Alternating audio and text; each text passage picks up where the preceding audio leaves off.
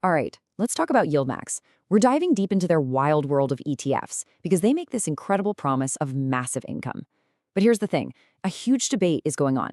Is that income you're getting actual profit, or is it just a slick way of handing you back your own money piece by piece? You know, this is the one question that gets right to the heart of everything. You see these giant yield percentages, 50, 80, 100%, and you think, wow, I've hit the jackpot. But what if that payment you're getting every month, or now every week, is just slowly eating away at the money you put in? That's the real tension here, and that's what we're going to unpack. Okay, so before we go any further, there's one term we absolutely have to get comfortable with: net asset value, or NAV. Just think of it as the true price tag on one share of the fund. It's the fund's report card, plain and simple. If that number, that NAV, is always going down, it doesn't matter how big those distribution checks are. Your investment is shrinking, period. And this is the promise that gets everybody hooked. I mean, just look at those numbers. We live in a world where you get excited about a 5% yield. So when you see distributions promising 50, 80, or even over 100%, of course it's going to grab your attention. This is the hook. It's the powerful marketing that promises this absolute fire hose of cash. So how do they do it?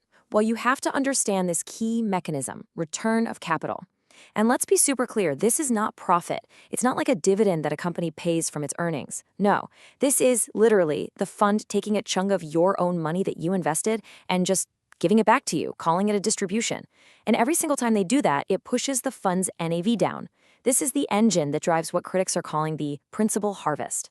So with their NAVs shrinking and the market getting tough, how did YieldMax react? Well, they came out with a whole new playbook for 2025. You can kind of look at these moves as a series of strategic fixes, and they seem designed to manage not just their performance, but also how you perceive their performance. First up, a huge change. They started paying out weekly instead of monthly. Now, the spin on this was, hey, this is an upgrade, more cash flow for you. But critics looked at it and said, whoa, hold on. If those payments are mostly just your own money coming back to you, all you're really doing is putting that return of capital conveyor belt on hyperspeed. So let's just break it down. The promise is simple enough. Get your money more often. Sounds good, right? The mechanic is just as simple: 52 smaller payments instead of 12 big ones. But here's the catch, and it's a big one. If the fund isn't actually making enough real profit to cover those weekly payouts, then it just makes that NAV decay we talked about happen even faster. It's putting the principal harvest on overdrive. And it wasn't just about how often they paid. They started shuffling their actual strategies, too. So on one side, you have a fund like ULTY, which went through this radical overhaul. They basically threw out the old rulebook and gave their managers broader discretion, more freedom to make moves. On the other side, a fund like GIX did a more quiet refinement. The outcomes? Well, they were wildly different. And ULT's story is a perfect example of what can happen. And this right here, this just says it all. ULTY actually had a fantastic run in the middle of the year. It was up over 27% in total return. You'd think that would fix things, right?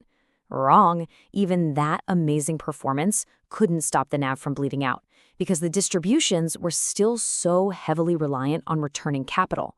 That constant chipping away at the NAV is what forced them to do a reverse split just to keep the share price from collapsing.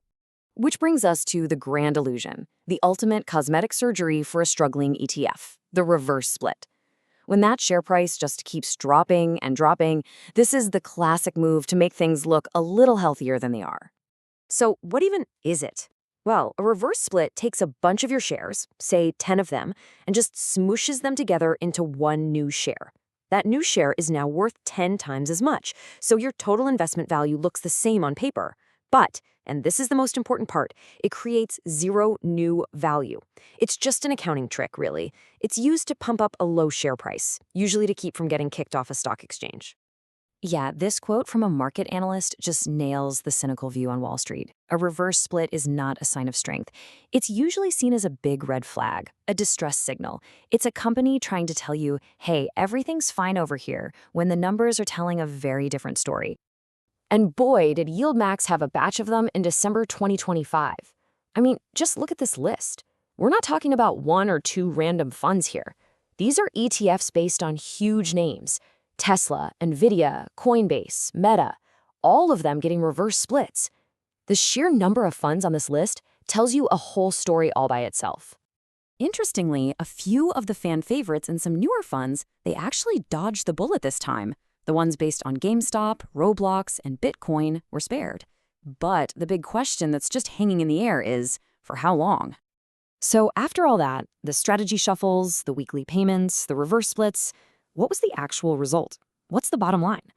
Let's look at the cold, hard numbers for total return. Remember, that's the NAV change plus all the distributions you got. So what was the final score for one of their big funds? This, a loss of over 71%. Just let that sink in for a second. That staggering number, that belongs to MRNY, the YieldMax ETF that's tied to Moderna. And remember, this is total return. That means even after you add back all of those big, juicy distribution payments, investors were still down over 71% for the year right before it did that 1-for-10 reverse split. And MRNY wasn't some weird one-off case. You can see it on this chart. YBIT, the one linked to Bitcoin, down almost 44%. Even GPTY, one of their newer AI-focused funds, was in the red. It's a really sobering picture of the giant gap between that promise of income and the reality of your total return. So at the end of the day, where does this all leave us?